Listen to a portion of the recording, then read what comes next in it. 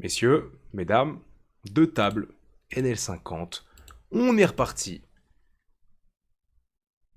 Vous êtes absent. Je viens d'arriver, frérot. Qu'est-ce qu'ils me font? Ah, c'est la connexion, peut-être. Une connexion approximative, on dirait, aujourd'hui. Ça ne va pas. Qu'est-ce qui se passe? Est-ce que j'ai toujours Chrome d'allumé? Oui. Qu'est-ce qu'il y a sur Chrome d'allumé? Ça, il n'y a pas de téléchargement d'allumé sur Chrome. Tout va bien. À suité contre Beluga. Eh bien, si j'avais été en classique, j'aurais 3 bêtes. Et pour cette vidéo, je vais essayer de 3 bêtes même en go fast. Même si j'ai un doute. Dame 10 suité, on va fold.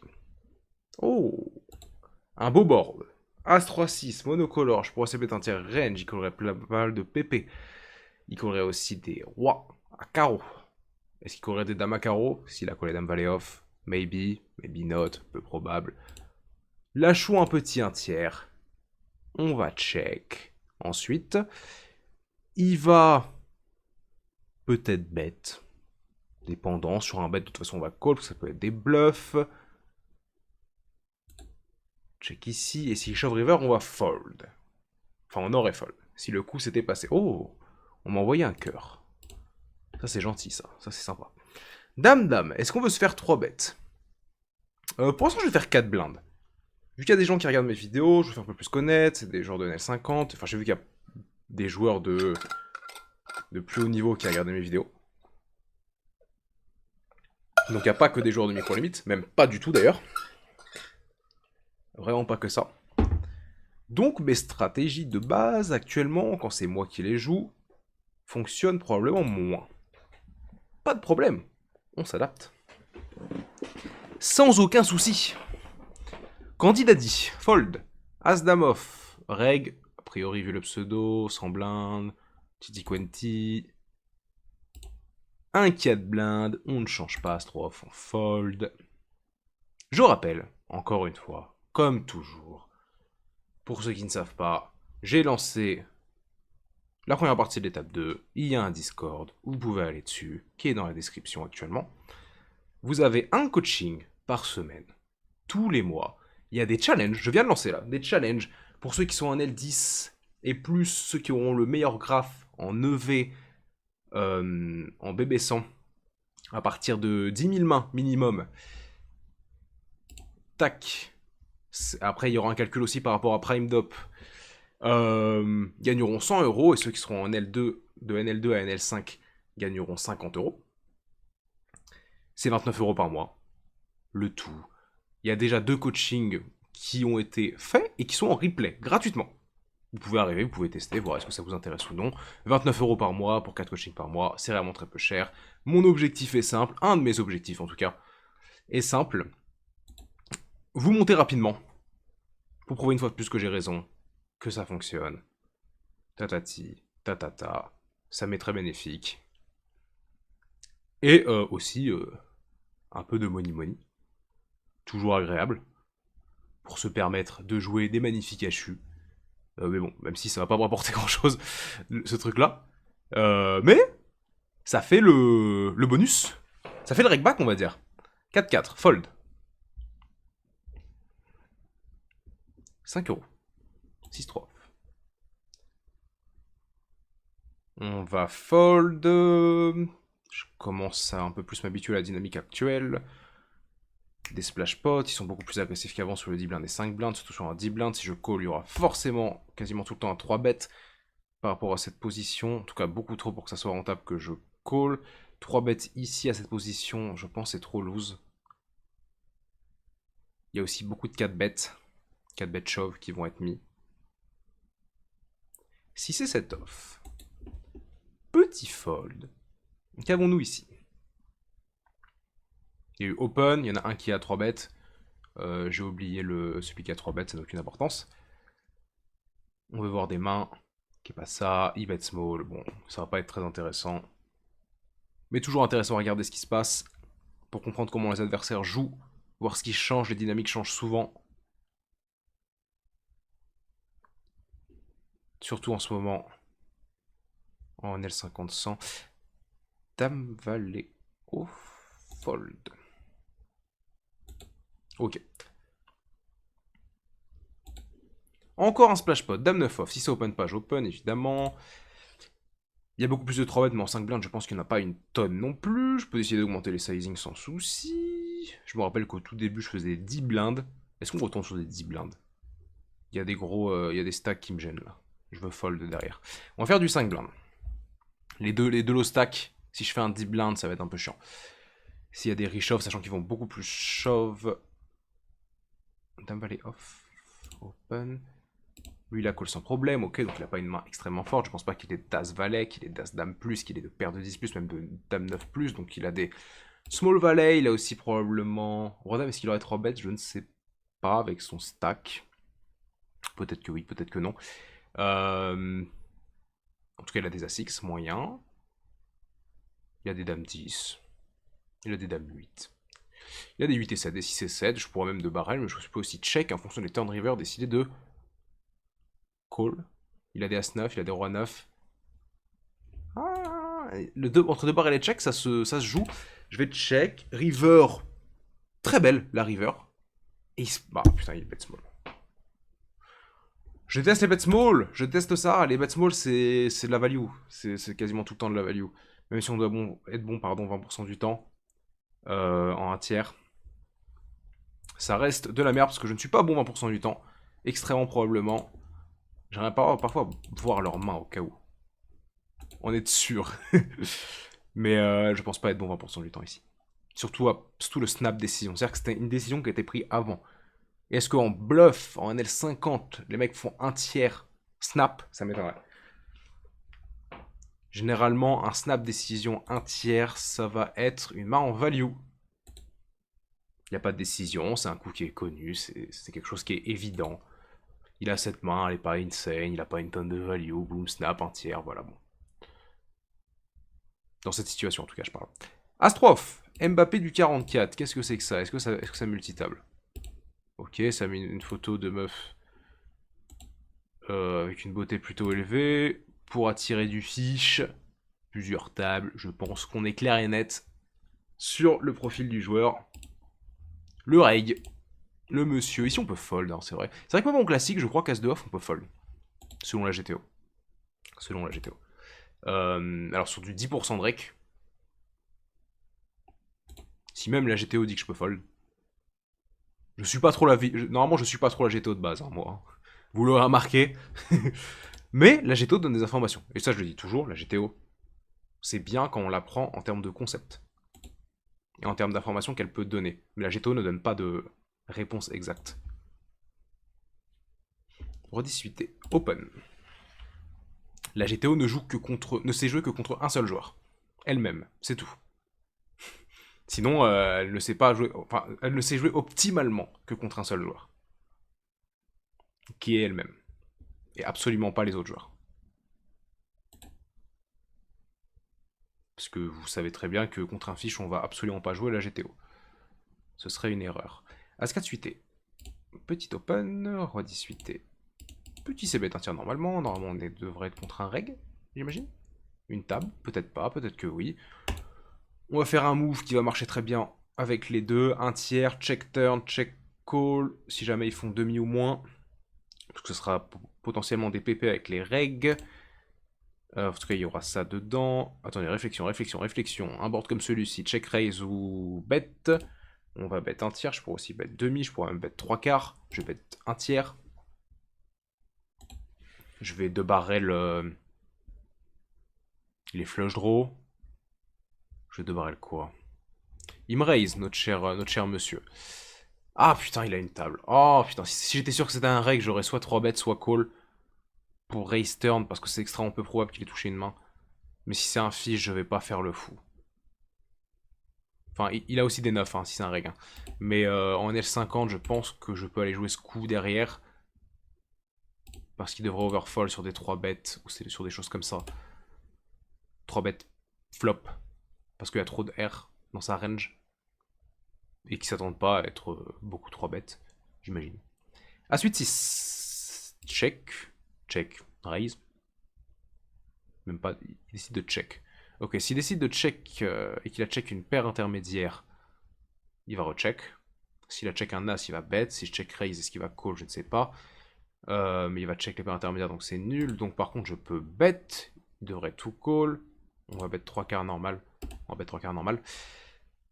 Au moins, je vais prendre souvent. S'il décide de fold, par contre, c'est-à-dire qu'il a checké R. Ah oui, c'est possible qu'ils aient des check R sur des boards monocolores.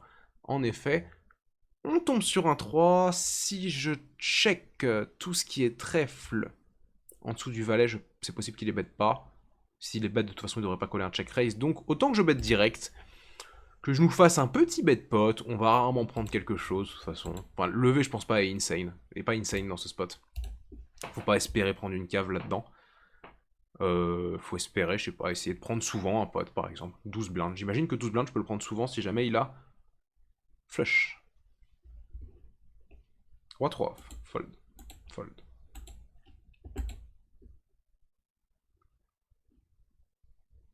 Baraque fold. À 5 suité. Oh, ce qui me gêne avec la classique. Normalement, en... Non, ce qui me gêne avec la go-face, pardon. En classique, je suis un 3-better un peu fou. Un peu agressif. J'ai ma stratégie de jeu que j'aime jouer le plus. J'ai plein de stratégies de jeu. Mais celle que j'aime jouer le plus, c'est la stratégie où je 3-bet comme un porc. Je 3-bet énormément de mains.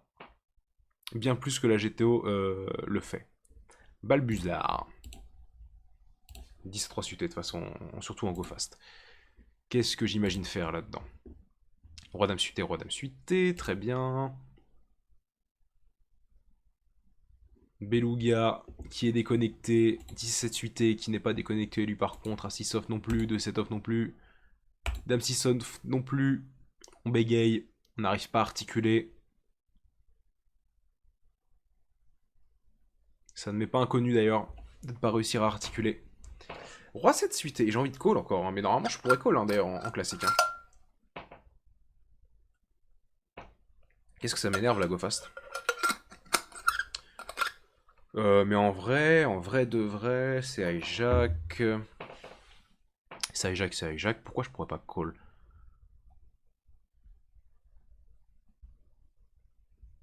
En fait, c'est close, hein, même en go fast, je vais call. Je vais totalement call 9-4-6, est-ce qu'il va le c-bet beaucoup? Tout va dépendre. Si c'est de la DC-bet 1 tiers, si c'est bet 1 tiers, c'est probable qu'il le c-bet beaucoup.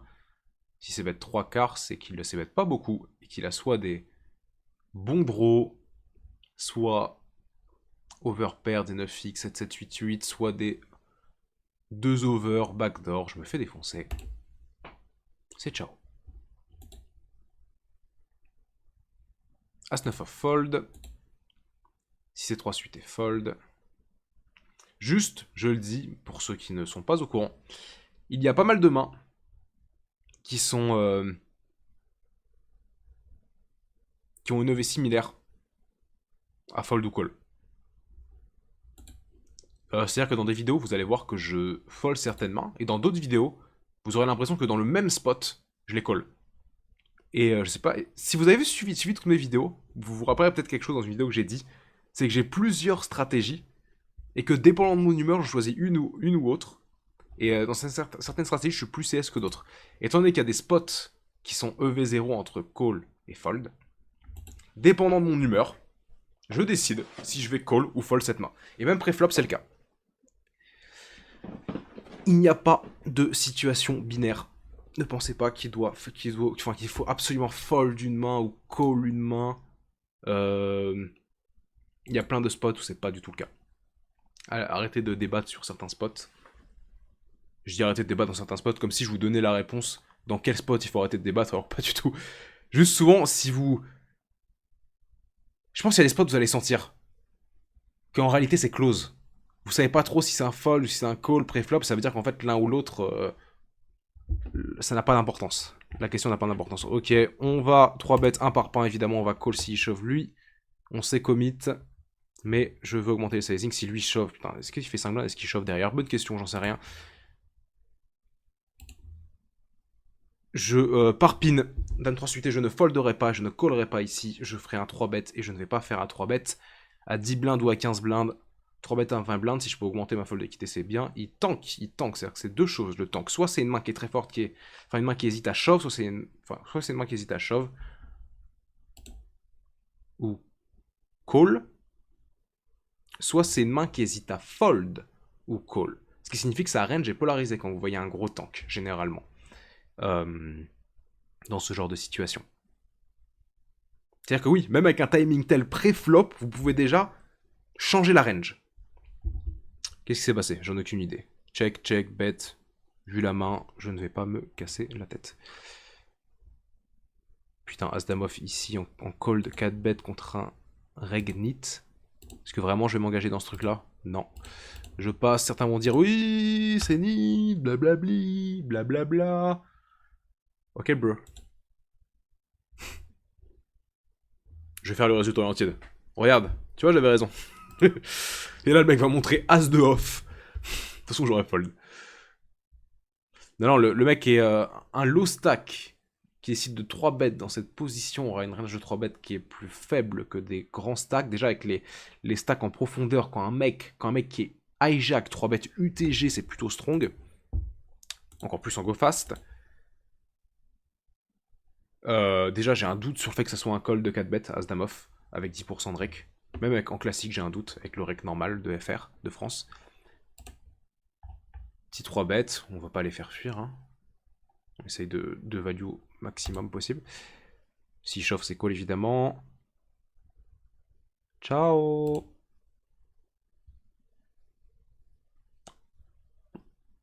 Check raise. All in. Directement. De toute façon, on va pas fold. All in. All in, all in. C'est comme ça. Qu'est-ce qu'il nous call? S'il call. On espère faire fold des PP. Hein. Aussi des quelques as suités. Des mains comme ça. On est très content de faire fold un peu d'équité. Hein. Dans un pot comme ça. Où on n'a pas beaucoup de manœuvres. En fait, j'ai dit as suité. Mais en fait, s'il call as suité, on est plutôt content finalement. Quand j'y pense. C'est plutôt les PP, on est très content de les faire fold. 8 et 9 suité. Fold. Podenliar. Le mec qui était là. Putain, je sais c'est qui. Oh, ça fait longtemps. C'est même pire que longtemps. À l'époque où j'ai commencé le poker, où j'ai pris mon premier coach, il y avait un Discord avec d'autres personnes qui l'avaient en coach. Et au moment où je suis arrivé, il y avait un mec qui avait abandonné le poker. Mais genre que c'était un joueur de L50 à la base. Et d'ailleurs, personne ne comprenait parce qu'il était vraiment très fort. Et on se disait, putain, c'est con qu'il ait arrêté ce mec. Alors que tu vois, il est en S50, tu vois, moi je comprenais pas, je suis putain, mais moi je veux absolument être en S50 100, tu vois, pour être genre professionnel. Là je suis en L2, je galère, et lui il est déjà là, et pourquoi il a arrêté? Et je me rappelle quand je suis devenu assez fort, genre NL20, enfin assez fort, c'était pas spécialement ultra fort, mais quand je suis arrivé en NL20, il était revenu, NL10, NL20. Et là je le revois encore là, NL50, incroyable. Incroyable pour moi. Ça n'a rien d'incroyable pour vous, c'est pas grave. 2,5. Boum. Le 3B, qu'est-ce que je déteste les 4 bêtes dans les pots, dans la go fast. Qu'est-ce que je déteste ça. Et quand je fais ça, j'appelle potentiellement un 4 bêtes. Il ne le fait pas. Même avec As-3 off, hein, c'est chiant. Hein. Les mecs sont hijack, bouton. C'est full variance quand il y a un 4 bêtes. Et ça me fait chier. Évidemment, ça c'est mes côtés nit hein, qui ressort. Moi je suis du profil nit. La majorité des joueurs au poker sont du profil CS. Quelques très petits pourcentages de joueurs sont du côté aucun des deux. J'ai découvert ça un jour quand j'avais des élèves. Qu'il y avait certaines personnes qui n'étaient aucun des deux. C'est extrêmement rare, c'est le meilleur profil. Le plus grand talent de tous. Sinon, le deuxième meilleur, c'est CS. Le pire, c'est Nit. Quand vous avez le défaut de Nit. Il y a quasiment aucun Nit hein, qui est en. Comment ça? Qui est en genre professionnel. Parce qu'en gros, les défauts de Nit sont les pires de tous. Et moi, j'ai un défaut. Moi, mon défaut de Nit, je l'ai réglé hein, en très très grande partie. Et c'est pour ça que j'ai réussi à avoir un niveau de genre professionnel. Parce que je l'ai réglé en très très grande partie. C'est à cause du fold. J'étais pas un... Très rapidement, j'étais plus un nit sur les bluffs. De très très très loin. J'étais plus un nit sur les bluffs. Et par contre, sur les calls, j'étais un nit. Maintenant, je le suis beaucoup moins. On voit toujours qu'il y a des calls où je suis un hit, hein. Vous voyez, mais dans la majorité des cas, normalement, quand je décide de fold, c'est juste que c'est des spots close. Et donc les CS, eux, vont décider de call, et moi, je vais décider de fold. C'est tout. Donc en fait, ça revient à peu près au même. Il y a limp parce que je décide de prendre le coup en faisant un gros truc aussi. Non, je vais pas prendre de risque. J'ai pas envie de faire un gros sizing, je sais pas, se prendre spécialement risque avec valet 4 off. Je pense que par contre il aurait peut-être fold souvent, peut-être que c'est le cas, mais peut-être que lui limp pour réchauffe derrière, ou peut-être que je m'imagine une vie, et que j'aurais en effet dû prendre ce 20 blind. Le range est large. S'il y a un limp et lip, le range est large. Donc je dois pas check, ça sent que lui a check. Donc je dois bet, même si c'est prendre un risque. Parce que si limp, le range est large. Et lui m'a shove la gueule. C'est pas grave. Fold. J'aurais dû... je reparle juste avant, j'aurais dû faire cher préflop. J'ai joué trop vite. J'aurais dû faire cher préflop. En réalité, le reg avait... Je me suis imaginé une vie, l'histoire de... Il bet... il limp pour shove parce qu'il veut trigger un ISO parce qu'on est d'un pot splash pot. Dans la majorité des cas, ils vont pas penser à ce point-là. Je me suis inventé une vie. Bref, je parlais des nits. Je disais que c'était le pire profil. Déjà, je suis content. J'ai réussi à m'en sortir même avec le pire profil. En ayant ce profil-là. Et comme je l'avais dit, j'avais déjà répété, ce qui est incroyable, c'est que quand tu es un nit et que tu arrives dans dans le niveau professionnel, vu qu'il n'y a que des CS, tu règles encore plus rapidement ton défaut de nit. Vu que les CS, bah, t'apprennent à le régler. Très facilement. Et comparé au CS, t'as un edge parce que eux n'ont pas réglé leur défaut de CS. Podenliar, ouais, c'est bien lui. 18-6. C'est-à-dire que moi, je vois énormément de spew des joueurs pro. Hein. Même des joueurs pro qui sont vraiment bons. Vu qu'il n'y a pas de nit, ils n'ont pas pu régler leur défaut de, nit, de CS. C'est ça qui est trop bien. C'est ça qui est incroyable. Et tu vois des joueurs qui sont bien meilleurs, qui font des énormes spews et ils le savent pas. Dans certains coups, hein, dans certains spots. Au poker, t'as absolument pas besoin d'être bon partout. Même de très très loin, personne n'est bon partout. Absolument pas. Bet. Faire fold des side. Faire fold dans deux street, du 8, du 6, qui aurait décidé de pas bet. Ce qui est plutôt étrange, mais c'est possible. S'il y a un check raise, ça veut dire que c'était un brelan de 10 peut-être. S'il y a un check raise, c'était peut-être paire d'as, paire de roi qui aurait décidé de check raise turn. On va call. J'aime pas ce board, il va se mettre un tiers range en plus. J'aimerais qu'il fasse plus qu'un tiers pour que je n'ai pas de décision. Merci. Merci. Oui, je n'ai pas de décision. Mbappé, du 44, 2,5. Ok. Je vais évidemment jouer. Est-ce que je vais call? Ils me font chier, eux. Ils me font chier. Ils me font chier. Ils me font chier. Ils me font chier. Ils me font chier. Mais je dois y aller. Une suite est fold. C'est pris. 3 et 4 suite est fold. Paire de 8.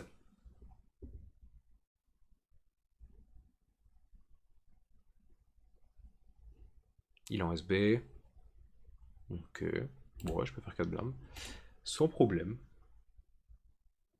Parfois, on s'en fout hein, qu'il y ait des low stacks. Hein. Faut pas forcément tout le temps les prendre en compte en se disant qu'il faut baisser les sizing qu'on fait parce qu'il y a des low stacks ou 3 bêtes moins. Ça dépend les situations. Parce qu'un low stack qui fait tapis, c'est comme si, je sais pas, un reg décidait de 3 bêtes. Et de toute façon, on n'aurait pas call le spot si le reg aurait 3 bêtes. Donc, que ça soit un low stack ou un reg, c'est pareil en fait. Ça change rien. De toute façon, sur un 3 bêtes, on fold. Et leur range est peut-être similaire, voire plus nit si c'est un low stack. Donc en fait. Oh! On essaye de trigger potentiellement le 3 b de 3 bêtes.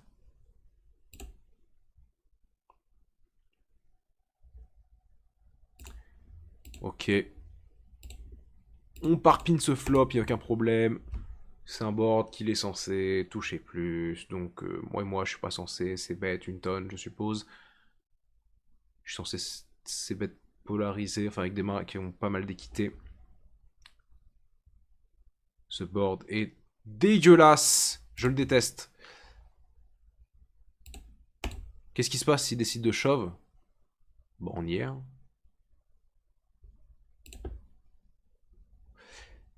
Ici, maintenant qu'il a check, de toute façon j'avais pas 3 barrels de value, surtout sur un board comme ça, ou quand il y a un 10, un valet, un roi, on se fait niquer. En termes d'équité. Pareil, une flush qui rentre, pas ouf. Il a décidé de call. Qu'est-ce qu'il call? Paire de 6, paire de 7, paire de 5, paire de 3, paire de 4. Est-ce qu'il y a des 9 qui call?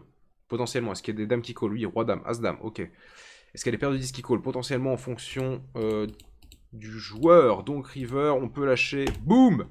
J'aurais aimé faire pote, mais j'ai pas eu le temps. Je sais que j'ai pas beaucoup de... De quoi? J'ai pas beaucoup de stack. Non, j'ai pas beaucoup de time bank. Et paire de valet finalement aussi, qui n'a pas osé 3 bêtes sur mon paire de 4. Sur mon 4 blindes. J'aime bien ceux qui disent que les gens s'adaptent aux 4 blindes. En fait, ils s'en foutent, qu'ils suivent faire ça, blablabli, blablabla. Regardez, vous avez vu, je sais pas, dans toutes mes vidéos, où vous regardez les go-face, on est en L50. Hein. Vous avez vu le nombre de personnes qui call mon 4 blindes As-Dame off, qui call paire de valet, ce genre de main, qui call As-Dame suité même. Vous vous rendez compte? Genre, c'est bien beau de dire... oui, il suffit juste de faire ça, machin, tout ça. C'est bien beau de le dire quand on voit les cartes. Quand moi, j'arrive et que je montre ce que je fais. Mais est-ce qu'en jeu, les personnes qui n'ont jamais vu ça vont agir de cette façon? Non. Absolument pas, vous le voyez là. Alors oui, bien sûr, en L200+, c'est le cas. Le poker est un jeu d'adaptation. J'ai jamais dit que la strat marchait parfaitement, était incroyable, partout. Mais même en L200+, elle est meilleure que le 2,5. C'est juste que, bah oui, bon, bah, cette fois-ci, ils se font pas exploser. Ils s'adaptent mieux. Mais en dessous, ils s'adaptent beaucoup moins. Et oui, pareil aussi, je vais le dire, c'est évident, à un moment donné, même en dessous, ça marchera beaucoup moins, puisqu'il y aura de plus en plus de joueurs qui vont le faire, donc ils vont plus faire pisser dessus. Oui, j'utilise des mots violents, là. Mais il faut les utiliser. Check. Mais ça fonctionnera quand même mieux qu'un 2,5 blindes. Tout le monde est habitué au 2,5 blindes. Qui est habitué au 4 blindes? Pas beaucoup de monde actuellement. Et pas beaucoup de monde même dans 2 mois, 3 mois, 1 an. Enfin, pas... Non, c'est pas beaucoup de monde habitué. C'est pas habitué mieux que le 2,5 blindes. C'est dans ce sens-là. Ok, réfléchis vite, Alexis. Un tiers, check.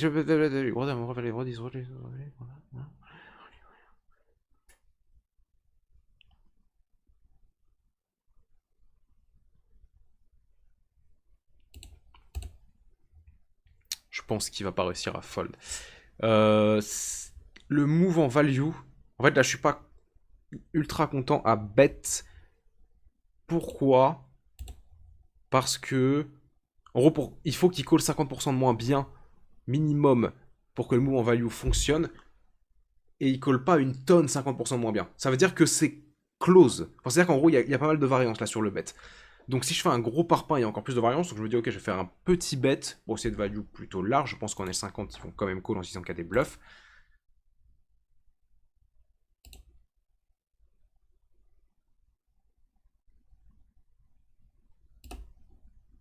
Putain, j'hésitais à...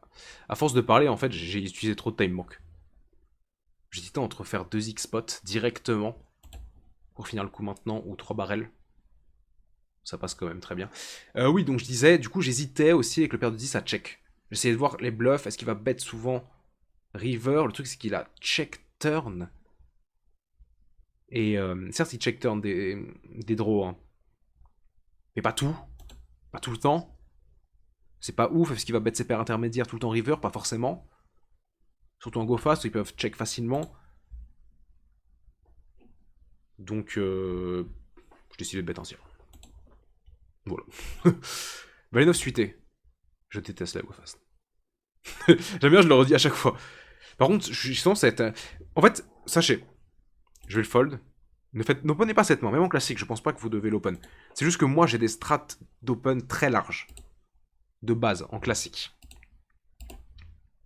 Ne suivez pas mes strats actuellement. D'open.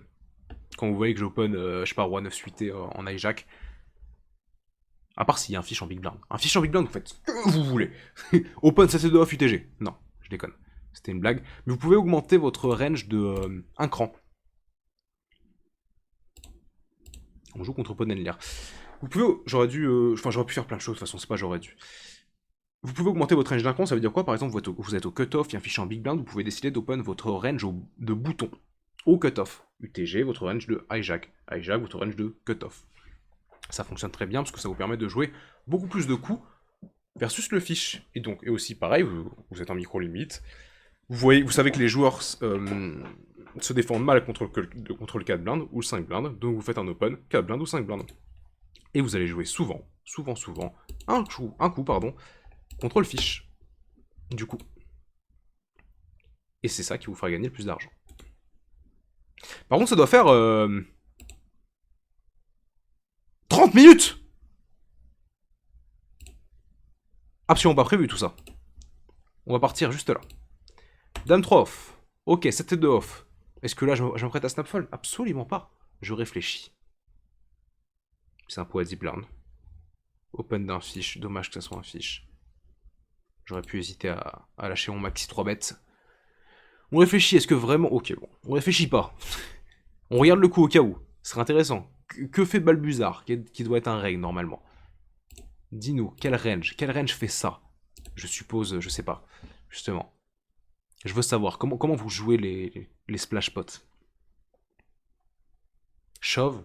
Ce serait bien qu'il shove. Normalement, ça doit arriver souvent, je pense. Pas du tout. Il check, mais check pas forcément pour check fold. Hein. Ça peut être un check call, check pour trigger. Il peut décider de recheck turn pour retrigger.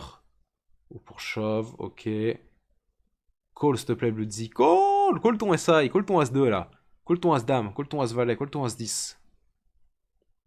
N'hésite pas. On ne saura pas. Bon, j'espère que ça vous a plu. Et je vous dis à la prochaine.